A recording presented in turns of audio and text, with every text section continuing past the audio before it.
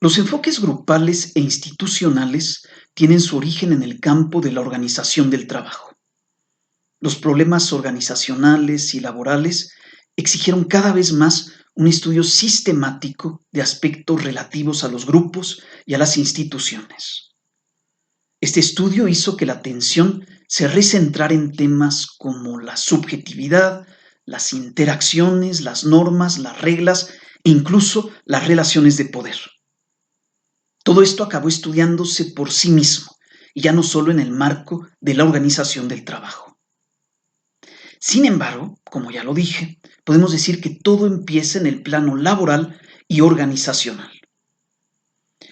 Recordemos el Taylorismo y el Fordismo, los dos grandes métodos modernos de organización del trabajo industrial, ambos propuestos en Estados Unidos a principios del siglo XX y aplicados en las décadas siguientes para explotar a los obreros en las cadenas de producción del capitalismo. El Taylorismo, creado por Frederick Taylor, busca maximizar la eficiencia del trabajo mediante la organización racional de los procesos y las secuencias, la división sistemática en tareas simples, coordinadas, la especialización técnica de los trabajadores, el control estricto del tiempo, el cronometraje de las operaciones, la eliminación de gestos improvisados y la remuneración del trabajo según su rendimiento. Algo aún más crucial del Taylorismo, que suele desatenderse, es la distinción vertical jerárquica entre ingenieros conceptores y obreros ejecutores. Los ingenieros conciben el trabajo, mientras que los obreros únicamente lo ejecutan. Así, en la perspectiva taylorista, el obrero se ve reducido a cumplir su función de modo mecánico, pasivo y repetitivo, siendo tan solo un momento simple de un proceso complejo al que debe obedecer. El obrero es así como una pieza o engrane de la maquinaria, un apéndice de la máquina, como decía Marx. El problema es que un ser humano tiene dificultades para convertirse en engrane. Es algo que se ve claramente en la película de Tiempos Modernos de Chaplin. El trabajo simple, mecánico, pasivo y repetitivo no solo nos hace cometer errores, quizás como una forma de rebelarnos, sino que nos frustra, nos aburre, nos fastidia, nos desespera y hasta puede embrutecernos o enloquecernos. Además, existe el riesgo de que nos cause depresión e incluso degrade nuestros huesos, músculos y otras partes de nuestro cuerpo. Todo esto no impide que el taylorismo siga operando en ambientes fabriles como los de muchas fábricas y maquiladoras en México, en las que no hay ninguna consideración por nuestra vida y mucho menos por nuestra dignidad. Lo problemático del taylorismo, lo interesante para nosotros, es que solo contempla un proceso objetivo. No hay aquí lugar para la subjetividad ni para interacciones intersubjetivas exteriores al proceso objetivo. Digamos que todo es asunto de los ingenieros y el psicólogo no tiene allí nada que hacer. Ni siquiera existe una grupalidad, pues la relación entre los obreros debe obedecer exclusivamente a la coordinación que tienen en el proceso productivo. Este proceso ya está instituido. No hay nada que instituir. La única institución aquí es la industria capitalista. El taylorismo se prolonga, se profundiza y se desarrolla en el Fordismo, que debe su nombre a Henry Ford, el fundador de la compañía Ford Motor Company, así como también un desquiciado antisemita venerado por Hitler y por los nazis. Lo que agrega el Fordismo al taylorismo es la línea de ensamble de automóviles y especialmente el propósito de aumento de las remuneraciones y del poder adquisitivo de los empleados para aumentar el consumo y no solo la producción. La idea es que no solo hay que producir más, sino que debe consumirse más para vender lo que se produce. Esta lógica perversa que ha devastado nuestro planeta encuentra su mejor expresión en el freudismo. Los obreros de la Ford tienen que producir más y más coches y luego comprarlos, y mientras tanto Henry Ford se llena los bolsillos. Es verdad que el Fordismo busca también que los obreros tengan más poder adquisitivo. digamos que los enriquece.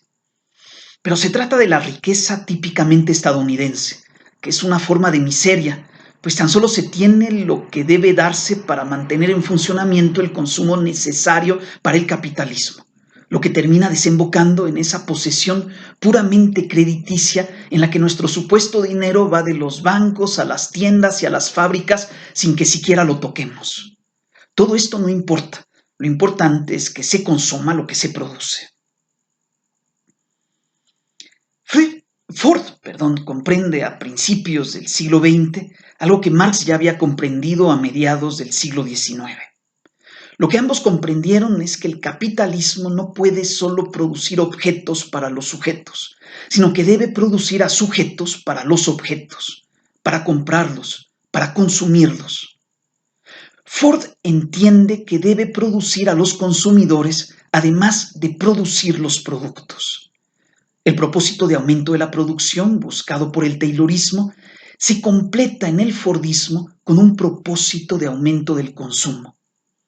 Se consume en serie lo que se produce en serie. Todo esto implica una subjetivación muy particular, una estandarización, normalización y masificación de los sujetos, lo que observó claramente el marxista italiano Antonio Gramsci.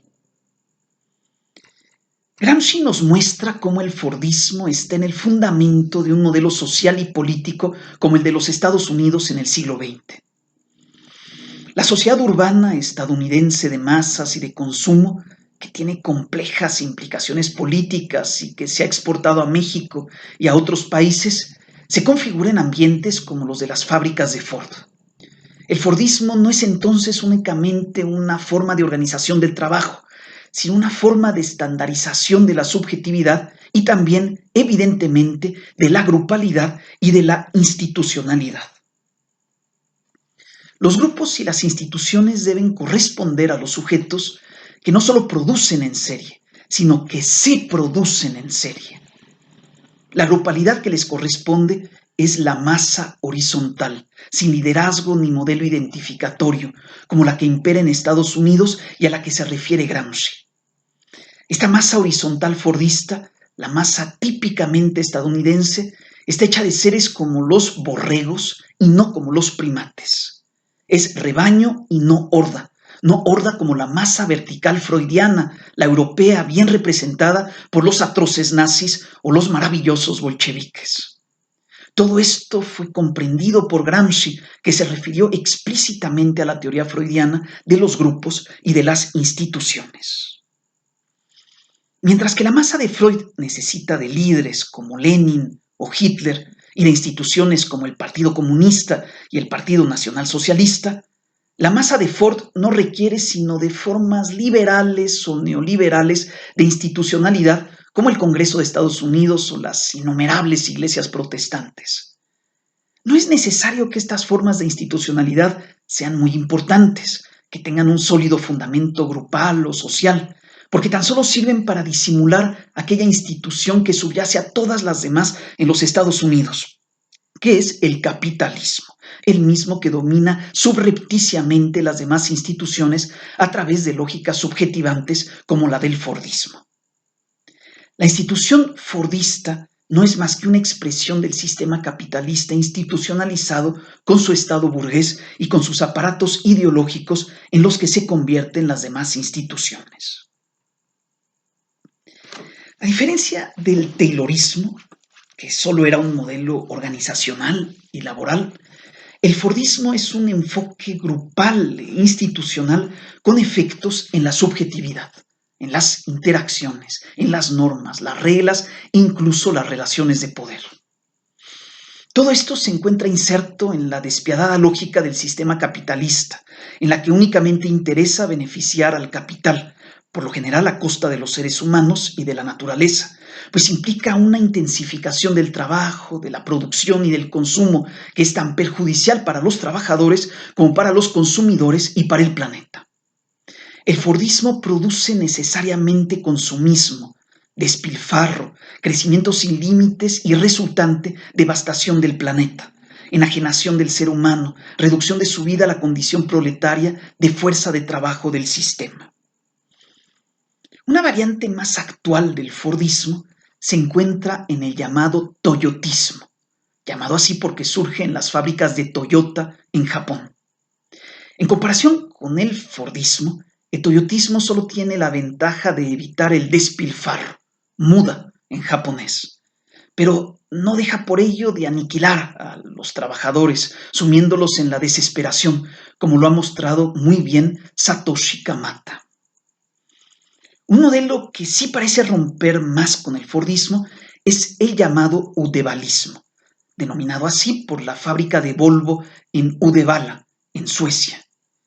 Para el importante filósofo francés André Gorz, el udevalismo habría conseguido escapar a la destructiva lógica del capitalismo entre 1987 y 1993, en el momento mismo en el que se estaba cayendo el socialismo real. Lo seguro es que en el udevalismo se acaba con la cadena de producción y se encarga el trabajo a pequeños grupos relativamente autogestivos e independientes entre sí. No me detendré más en esta experiencia porque no dispongo de suficiente información sobre ella para hablar de sus implicaciones grupales e institucionales. Después del Fordismo y de sus variantes o alternativas, lo que predominará desde finales del siglo XX será un modelo organizacional, grupal e institucional más compatible con el capitalismo neoliberal y conocido con el nombre genérico de post-Fordismo. Daré primero la imagen ideal y triunfal de este nuevo modelo. El posfordismo ya no estaría centrado en la cadena o línea de producción, sino en estructuras más complejas y más flexibles. En estas estructuras habría una automatización e incluso una robotización de los procesos que permiten prescindir de los obreros. El trabajo mecánico y repetitivo es cada vez más hecho por la máquina y cada vez menos por el obrero. El trabajo se vuelve entonces más diverso y divertido, cambiante, menos aburrido. El trabajo posfordista por excelencia ya no es el del obrero, sino el del trabajador de cuello blanco que controla cómodamente desde su computadora varias máquinas complicadísimas que realizan el trabajo antes realizado por cientos de obreros. Los procesos se vuelven más complejos. Las fábricas se transforman constantemente al obedecer a los caprichos del mercado y se complican para ofrecer una gama de productos diferentes para los distintos clientes.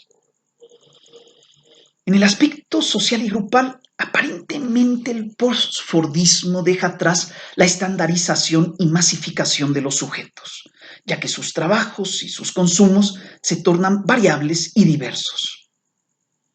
Lo que vemos en realidad es una rápida sucesión de modas efímeras para diferentes grupos que se encuentran cada vez más en todas las sociedades del planeta. No es exactamente que hayamos dejado atrás las masas, sino que tenemos masas quizás más pequeñas, las tribus de Mafezoli, con ciclos más cortos de variación y duración. Esto se refleja también en las instituciones correspondientes, las cuales, como en el momento fordista, permanecen generalmente subordinadas al marco institucional global del sistema capitalista. Hay que decir también que el capitalismo sigue explotando a masas gigantescas de obreros. El predominio de trabajadores de cuello blanco es una realidad en Europa y en Estados Unidos, pero no lo es en ciudades industriales de China o de México. Aquí seguimos teniendo a los obreros de siempre, despiadadamente explotados como siempre por el capital de siempre. Algo interesante del posfordismo es que el capitalismo a veces desaparece tras la apariencia neoliberal de libertad subjetiva. Pero sabemos que esta apariencia es engañosa y que el capitalismo tiende a gobernarlo todo en los grupos e instituciones, con importantes excepciones, desde luego. Sin embargo, si dejamos de lado estas excepciones, podemos entender la apariencia neoliberal al percatarnos de que el capitalismo domina cada vez más a través de los sujetos y cada vez menos en contra de ellos o a pesar de ellos. Lo que vemos, en otras palabras, es una creciente subjetivación de la lógica capitalista. Esta subjetivación hace que los sujetos sean dominados por dentro. Cada sujeto se siente un capitalista. Él mismo es su capital humano y no deja de publicitarlo para venderlo al mejor precio. Al hacer esto y al trabajar con cierta independencia, el sujeto no deja de explotarse a sí mismo tal como antes lo hacía el capitalista. Sencillamente se convierte él mismo en su propio jefe y en su propio empleado, en el empresario de sí mismo, como bien lo decía Foucault al empezar a describir nuestra sociedad neoliberal. Esta sociedad parece ser una sociedad de puros empresarios de sí mismos, puros individuos vendiéndose y publicitándose, puros burgueses, puras subjetivaciones del capitalismo. Para llegar a subjetivarse, el capitalismo ha requerido de psicólogos, incluso de los más bien intencionados, como aquellos que permitieron superar la lógica taylorista-fordista. Me refiero específicamente a Elton Mayo y a Kurt Lewin, con sus propuestas organizacionales y ya también grupales e institucionales. ¿Cómo es que Lewin y Mayo contribuyeron sin querer a la subjetivación neoliberal del capitalismo? Empecemos por Elton Mayo. Supongo que ya estudiaron y recuerdan su famosa investigación de Hawthorne, la que se realiza en la fábrica de teléfonos Western Electric Company del barrio Hawthorne en Chicago. La cuestión inicial es si la iluminación tiene un efecto en la productividad. Esta cuestión implica una perspectiva, como la taylorista-fordista, en la que deben controlarse científicamente todas las variables objetivas para asegurar la mayor productividad. Una de estas variables objetivas es la iluminación. El problema es que también estaban las variables subjetivas, la subjetividad y particularmente la satisfacción de los sujetos. Esas variables subjetivas insistían en el experimento que debió prolongarse hasta 1932 para poder eliminarlas. Se hacía todo lo posible para deshacerse del sujeto, para forcluirlo, pero allí estaba, insistiendo, irrumpiendo en el proceso objetivo. Era claro entonces que el capitalismo no podía ser totalmente objetivo, debía subjetivarse. Por causa de los malditos sujetos, el experimento de Hawthorne no puede ni verificar ni invalidar su hipótesis inicial sobre la influencia de la iluminación en la productividad. El experimento se encuentra lo contrario de lo que buscaba. Es un buen ejemplo de que el método de Picasso, el de encontrar en lugar de buscar, es mejor que el método de buscar para encontrar. Cuando buscamos para encontrar, al final encontramos o no encontramos lo que buscábamos, lo que no es muy interesante. Por eso es que el método hipotético deductivo suele ser tan aburrido cuando se toma demasiado en serio, hasta el punto de cerrar el horizonte de lo que se encuentra sin que lo busquemos. Lo que se encuentra en el experimento de Hawthorne, lo que no se buscaba, es la subjetividad y sus aspectos relacionales, grupales e institucionales. Se encuentra que el trabajador satisfecho es más productivo, que la mayor interacción entre los sujetos aumenta la productividad, que el comportamiento de cada trabajador se apoya en el del grupo, que las relaciones espontáneas e informales que se establecen son decisivas para la productividad y que hay normas que rigen esas relaciones, como aquella por la que un obrero que produce demasiado o demasiado poco pierde la estima de los demás. Esta clase de normas, por cierto, ya son un esbozo de institucionalidad. Kurt Lewin irá todavía más lejos que Elton Mayo al mostrar que los aspectos subjetivos decisivos para la eficiencia productiva no solo son la relación, la interacción y la satisfacción, sino también la participación y la autonomía de los propios sujetos. Esto lo demuestra en otro experimento que seguro también recuerdan y que se realiza unos 10 años después del experimento de Hawthorne. Si mal no recuerdo, estamos en plena Segunda Guerra Mundial. Es importante que la población estadounidense le deje la carne a los soldados y que se acostumbre a comer tripas. Hay que convencer a las madres de familia. En el grupo de control, un nutricionista les imparte un curso sobre el patriotismo, la escasez de la carne, su conservación y las necesidades alimenticias de los soldados. En el grupo experimental, además de este curso, se permite que las madres de familia se reúnan para discutir ellas mismas sobre lo que deben hacer. Este grupo experimental modifica mucho más su comportamiento, es decir, termina comiendo más tripas que el grupo de control. El experimento de Levin muestra que las personas tienden a hacer más y mejor lo que se espera de ellas cuando se les permite involucrarse en aquello de lo que se trata. Si se trata de explotarlas, entonces podremos explotarlas mejor si les permitimos involucrarse en esta misma explotación, participar en ella, sentir que la eligen libremente. Además, si agregamos los hallazgos de Mayo, entenderemos que es también importante que la explotación de los sujetos sea agradable, satisfactoria y que no les impida interactuar entre ellos y normar por sí mismos su propia explotación.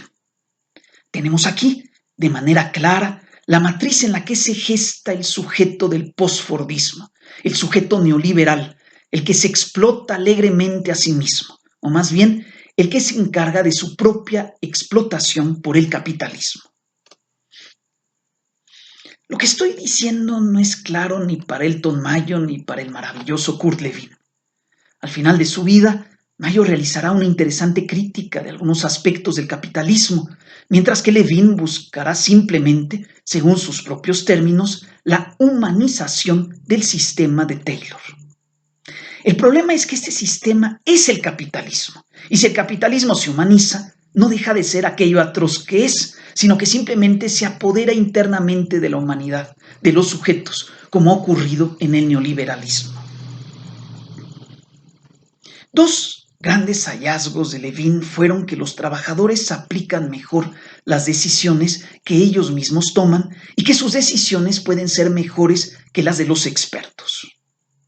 Estos dos hallazgos no solo desafían la jerarquía vertical de ingenieros conceptores y obreros ejecutores que encontrábamos en los modelos tayloristas fordistas, sino que permiten cuestionar la división entre trabajadores intelectuales y trabajadores manuales que se encuentra en el centro de la sociedad de clases del capitalismo. Son hallazgos potencialmente revolucionarios que han sido confirmados por otras investigaciones y que están en el fundamento de los enfoques grupales e institucionales de intervención en psicología social. Como ya lo había comentado en otra sesión, Levin creó la investigación-acción que luego Falsborda completará en su propuesta de investigación-acción participativa. Esta forma de investigación es también revolucionaria en el mismo sentido que los hallazgos recién mencionados, pues anula otra forma de jerarquía, la que existe habitualmente entre sujetos investigadores y objetos investigados, permitiendo recobrar la subjetividad generalmente soslayada en aquellos a quienes estudiamos. Levin también recobra la subjetividad al inaugurar el campo de la dinámica de grupos que han estudiado ustedes en otras asignaturas.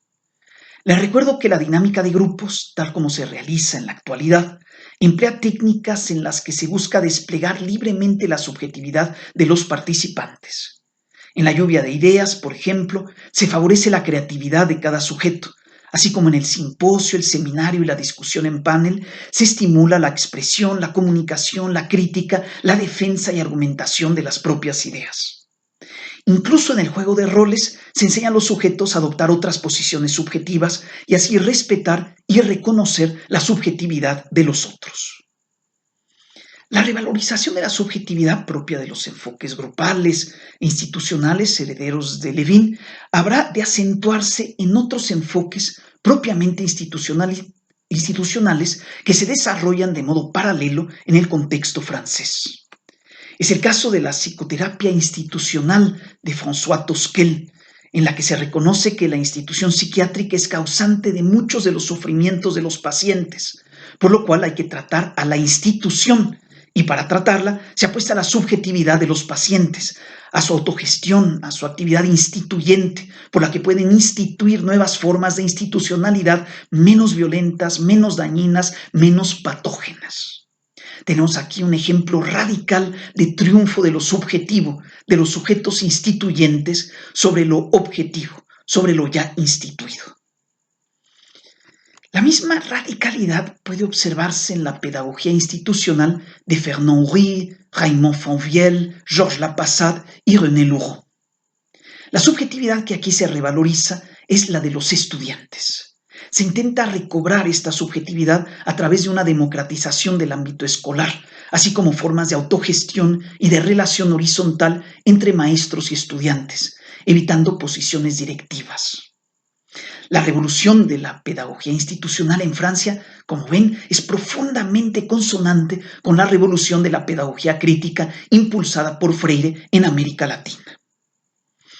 Tanto Freire y Falsborda en Latinoamérica como Tosquel y los pedagogos institucionales en Francia apuntan en la misma dirección que Elton Mayo y Kurt Lewin. Aquello a lo que aspiran todos estos autores es a recobrar la subjetividad en un mundo en el que hay cada vez menos lugar para ella. Lo que distingue a Lewin y a Mayo es que no tienen un proyecto político radical, afín al marxismo y al anticapitalismo, como el que encontramos en los franceses y latinoamericanos. Esto hace que las propuestas de Freire, Falsborda, Tosquel, Raymond Fouvier y los demás sean difícilmente recuperables por el sistema capitalista, mientras que las propuestas de Lewin y Mayo fueron inmediatamente recuperadas. Esto se aprecia claramente en el caso de Lewin. Como hemos visto, Lewin tiene el mismo mérito de haber demostrado que los grupos y las instituciones funcionan mejor cuando lo hacen de manera independiente, autónoma, permitiendo participar libremente a cada sujeto para que dé lo mejor que puede y quiere dar, y no lo que debe dar según una lógica totalmente objetiva. La demostración de Lewin es una de tantas que forman parte de la sensibilidad que ha permitido que el capitalismo deje atrás su funcionamiento puramente objetivo, taylorista, fordista, y pase a un funcionamiento subjetivo postfordista que es típico del neoliberalismo. Este funcionamiento, como lo había comentado, es más agradable, más divertido y colorido, más flexible y simpático, pero no deja de estar basado en la explotación de los sujetos. Ahora incluso los sujetos son explotados para que se exploten ellos mismos a sí mismos.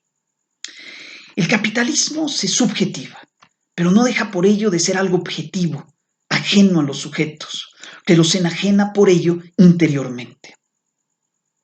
Si nos atenemos a Mayo y a Lewin, esto no debe ser muy propicio para la eficacia productiva.